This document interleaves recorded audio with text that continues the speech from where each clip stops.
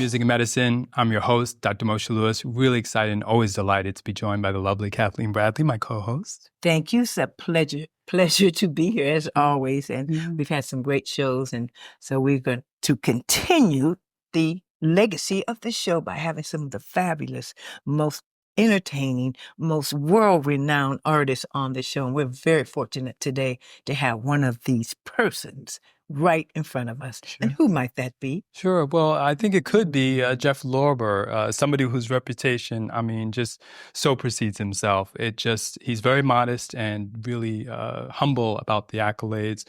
31 albums later, worked with everybody in the business. We were just fortunate to have the Laws on today. He's worked with them and Gerald Albright, Eric Benet, Karen White. We go on and on with all the different people he's worked with and discovered.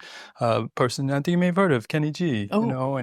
And that wasn't enough. He had to essentially create an entire genre, really, of jazz fusion, bringing the best of R&B. We were just talking about work with Chaka Khan and people of that nature, and funk, which is definitely amazing. So, welcome, young man. Well, thank you. Yeah. Wow, that's quite an introduction. Thanks a lot. What you've done has been amazing, and I know it's serious circumstance that brings you here. And I wanted to really, just from the bottom of my heart, sincerely, just under these circumstances of the recent fires, to take time out with what you've experienced to come to our humble studio. We really feel like, thank you is hardly an appropriate word or vehicle, but it's all we have. And we're really appreciative of you being here today. Yes, well, you're home to be devastated by the fires that we've had recently here in the Los Angeles area, Pacific Palisades, Malibu, and all the way to Altadena, Pasadena, throughout the city. It has really rocked us all to our knees. That's and right. We have all been humbled to a degree, whether we've been affected by it directly or indirectly, because it all becomes a trickle-down effect, even when you think about the people that clean the house, the gardeners, the people who care for the house, and most definitely the homeowners, people renting, and your lives have just been so displaced. Yeah. And we are very sorry to hear about that. If you'd like to talk about that briefly. Well, nobody saw this one coming, I don't think. And, I've been there for a long time. I moved to LA in around 1980, and somebody told me the Pacific Palisades was a cool place to live. My manager at the time, actually. And because I think he might have grown up there, had a house there or something. And it is a beautiful place. It's sort of like a little small town. It's a little village right between Santa Monica and Malibu. And it's over the years, it's really gotten more populated, and it's gotten to be an even nicer place to live in terms of there's some really cool places to eat and hang out. And I was really happy there.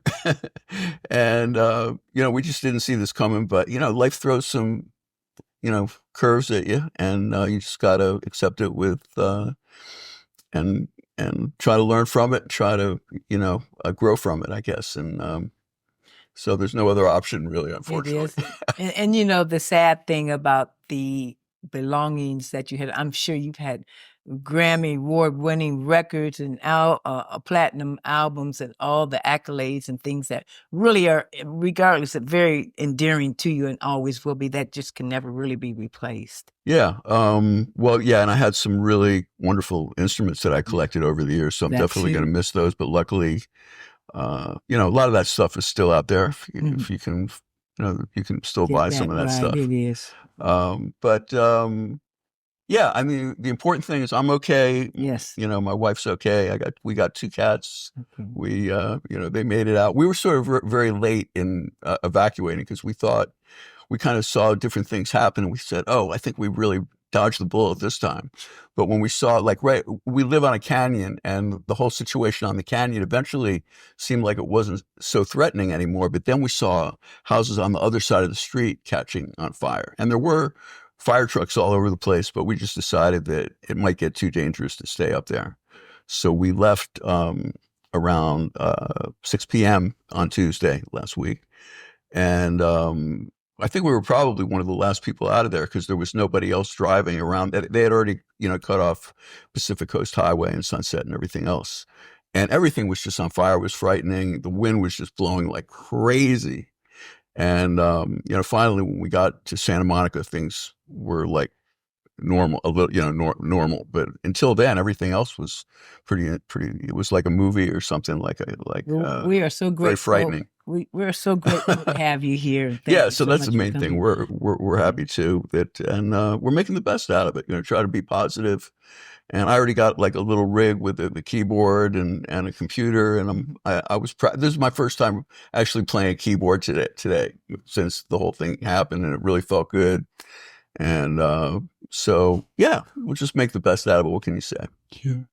Talk to us about the therapeutic value of music, not only in your life or whatever you may have turned to during this time to keep positive and stay upbeat. Well, I have a theory about music, which is that people that are musicians and even people that are huge fans and love music a lot, they're like they swim in it. They're like fish swimming in a different ocean, or somebody, marching to the beat of a different drum. You just love it and you just want to be part of it. You want to learn about it. You're fascinated by it. You just enjoy it, and it's so powerful. The power of a song, like one song, that everybody can listen to. I was very fortunate. Like one of the groups that I worked with was this band from Portland. I used to live in Portland, Oregon. There was a group called New Shoes, and they had a song called "I Can't Wait" that was like a big, monstrous hit record that I was really involved in working on that record.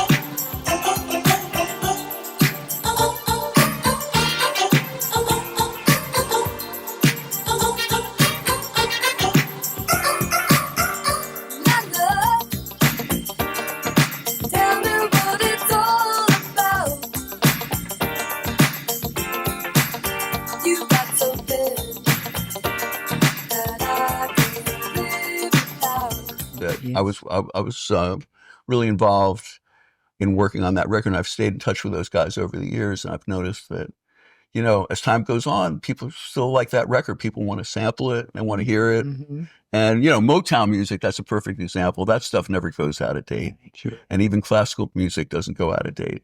So I think it's just powerful. It speaks to people's souls.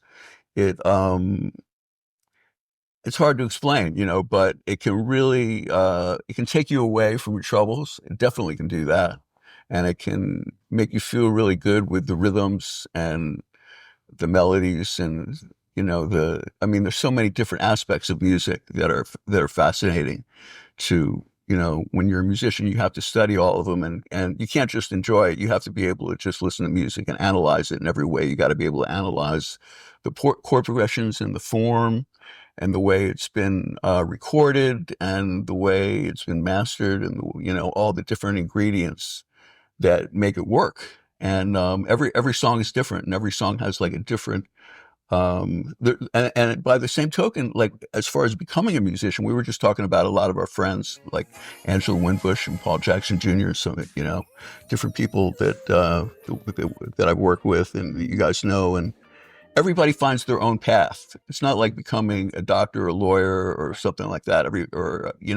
Everybody finds their own very crazy path to becoming a successful musician. But the one thing that's the same is usually most musicians learn a lot of the same things and can really, really communicate with each other. Like one guy that I had the pleasure of working with quite a bit was Herb Alpert, who's quite a bit older than me, but we became very good friends. And, we just saw things the same way. When we heard things and we thought they were good, we agreed on that, and we just had a great communication. And that's, I could just go on forever about all this stuff, but it's hard to quantify. But I just think it's music's powerful. It takes people away from their troubles. It has like so many different ways to appeal to your intellect and your emotions, and there's so much music from all around the world. It's all different, and it all tells a different story. So I think I'll just shut up finally. Yeah, that's right. About like all the this. songs that music makes the world go round, and it does, and it's universal. And what you've done and lending your great talents to the music that you have put out all these years have made a lot of people so happy and spread joy throughout the land. And that's something, I mean, that not very many people are able to do. What what made you want to get into the business? When did you first pick up piano? Well, like I said, I just think people that are born that way, they're just born like, wow, music is great. I love it, Right. I mean, it was with me anyway. And I was very lucky because my mom played piano. She studied it quite a bit. She was an excellent piano player. And like for my childhood, I would go to sleep and I'd be hearing her play Debussy or Ravel or Gershwin. And she was into a lot of this romantic music and this, it was good music to go to sleep by because it was like dreamy music. And she played it beautifully. And, we always had a piano in the house. And then I had 2 older sisters. They were like 4 and 6 years older than me. And they both took piano lessons. So they were having fun with piano. So my mom played. And it's like all these people are having so much fun, playing this instrument. I want to get in on it. So I actually started taking lessons at the age of 4.